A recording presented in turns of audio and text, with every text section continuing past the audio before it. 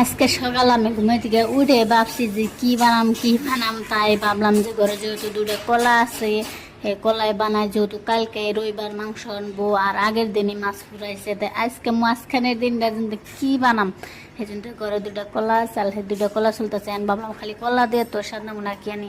তারপরে কলো যে আমি হুড়াতে বানাবে এসেছিলাম, তাও কলো যে আমি তাহলে আন্ডাই না দেয়, আন্ডা দেবো না।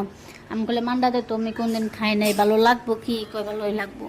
তাইতে আমি ভাবলাম যে তাহলে আন্ডা দিয়ে বানাই, তাইতে কলা দিয়ে চাক চাক করে কেটে নিতেছি গাইস দেখতেছেন। আর বিদেশে আমি একটা জিনিস শিখছি, আমি চাক্কু দিয়ে সবজি কাটা শিখছি গাইস। বাচ্চা থাকতে কিন্তু আমি চাক্কু দিয়ে সবজি কাটি নাই, বিদেশে এখন চাক্কু দিয়ে সবজি কাটি।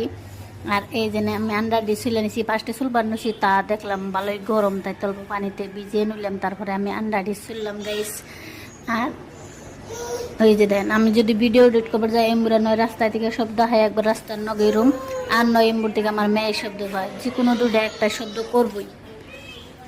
আর আমার ভিডিও এডিট করেও শান্তি নাই গাইস, আলাদা রুমও নাই যে ভিডিও এডিট করবো নাকি আলাদা রুম, এইসব মাইঙ্গে গাই যেদিনটা হবে সব দুনিয়ার, এদিনকে আলাদা রুম দিয়ে আলাদা রুমে ভিডিও এডিট করুন, সময় শব্দ পাইবেন না।